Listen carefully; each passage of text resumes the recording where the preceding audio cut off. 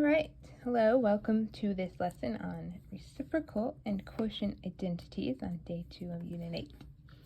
Today we're going to talk about what the identities are and how to use them to simplify expressions. So identities are equations that are true for every single angle.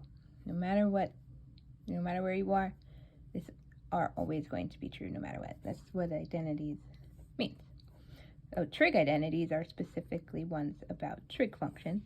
There's other identities for other things that aren't trig, but the ones we're talking about in this unit are the trig identities. So eventually we're going to use them to solve complex equations, but for right now, while we're practicing and learning them, we're just going to use simple expressions and just practice simplifying and using these identities. So the two we're going to talk about today are the reciprocal identities. Remember, the word reciprocal means you're going to flip the fraction over. And the quotient identities. The word quotient is another word for division. Now, the reciprocals identities, we've learned these already. We just didn't give them a fancy name. Sine and secant. Secant is the reciprocal of sine. And you see it again, cosecant, reciprocal of sine. Right? Cosine and secant are reciprocals. Tangent and cotangent are reciprocals. The quotient identities, these are going to be new. Tangent is the same as sine divided by cosine. Right. Now, when we did the unit circle, sine was y, cosine was x, and tangent was y divided by x, which is just sine divided by cosine. So we've already kind of talked about that before, but that's kind of where this comes from. Now, since cotangent is the reciprocal of sine, the reciprocal of that is also true. Cotangent is equal to cosine over sine. Okay. Now we're talking about simplifying expressions. When you simplify an expression, you're just trying to use different rules in math to make your expression smaller. That's the whole goal, is to make it smaller. When we do trig expressions, our goal is to get either down to a number,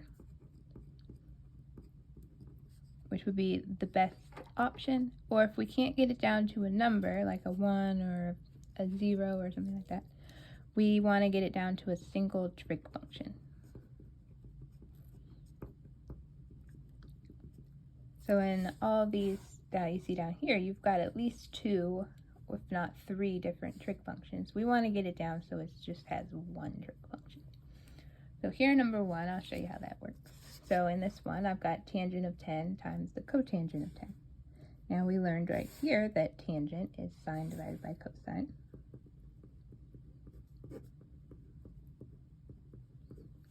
And then cotangent, we learned, is cosine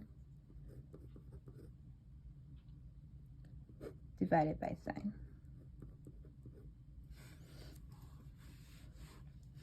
Now, if we're looking at this problem here, my cosines, you divide cosine by cosine, it cancels. Sine over sine would cancel, which means the final answer is 1. So we got it down to a single number. Right, let's try 2.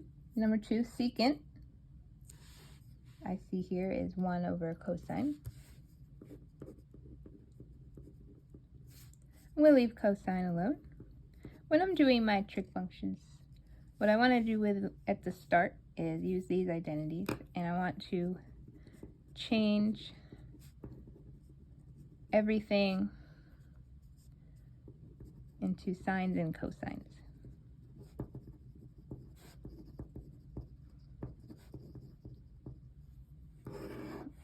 It's a good place to start. So I made everything into sines and cosines.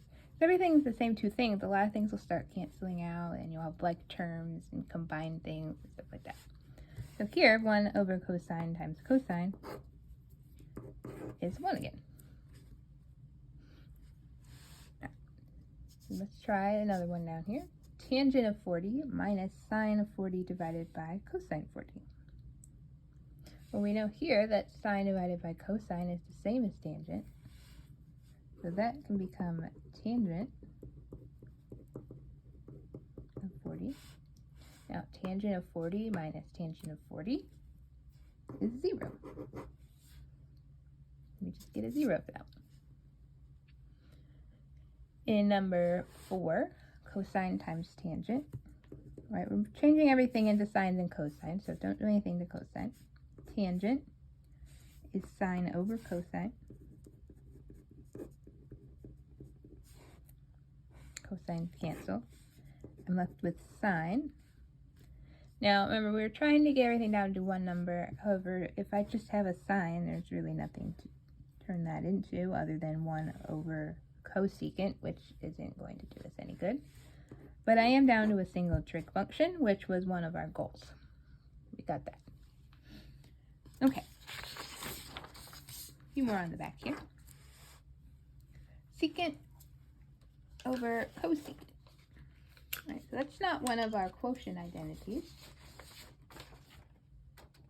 So we're going to go to those reciprocal identities. So here's our identities we can look at. Now, secant is 1 over cosine. Cosecant is 1 over sine.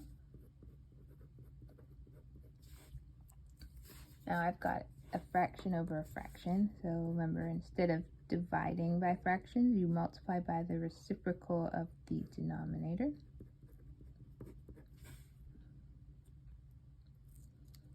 One over cosine times sine over 1 can become sine over cosine, which according to the quotient identities is tangent.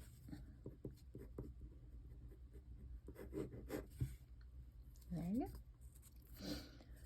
Okay, now for number 6, cosine times cosecant plus 2 cotangent. This one, I'll leave the cosine alone. Cosecant is 1 over sine plus 2 cosine over sine. Change everything to sine and cosine. Now here I see cosine over sine.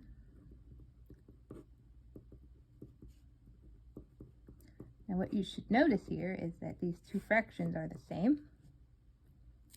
So they're like terms. I've got 3 cosine over sine. Now this is cotangent. I couldn't get this down to a number, but I did get it down to one trig function instead of 2 trig functions.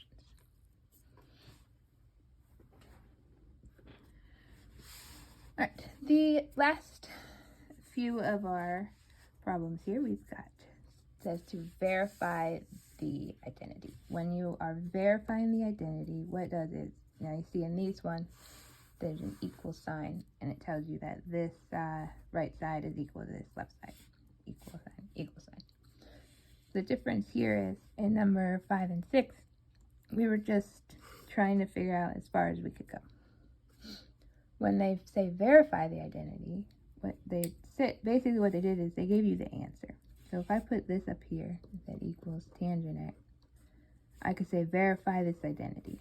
And when you verify, what you do is you do all the work to get, and your end result should be the same as this. Right, your goal is to show what work do I need to do in order to get this answer. Right.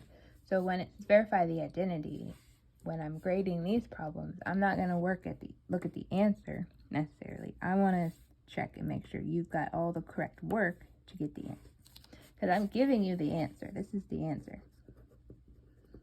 I want to see, did you know how to do the work to get the right answer?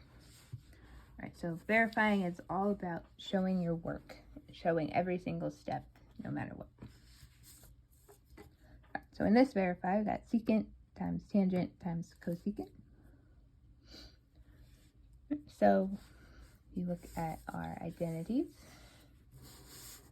secant is 1 over cosine. Tangent, we'll do sine over cosine. And cosecant, 1 over sine. So secant is 1 over cosine. Tangent, sine over cosine. Cosecant, 1 over sine. Now while we're working on the verify, we're just going to leave this here and just work on this right side. So that we'll come back to that part later. So here I see sine over sine will cancel. Now these don't cancel because they're next to each other.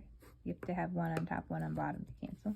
So I have 1 over cosine times cosine is cosine squared. Now 1 over cosine is secant. If they're both squared, if I have cosine squared, I can make it secant squared x. So the reciprocals work if it's squared as well. You just have to also square your reciprocal function. And that was the answer we were given. So we verified the identity. And again, when I'm grading your stuff, I gave you the answer, so you better have the right answer. I'm going to look at the middle part and make sure you showed all the work for these. All right, number 9, got 2 sine times cotangent plus cosecant is 2 cosine of 2. I'm going to start here, 2 sine x times cosine x over sine x plus 1 over sine x.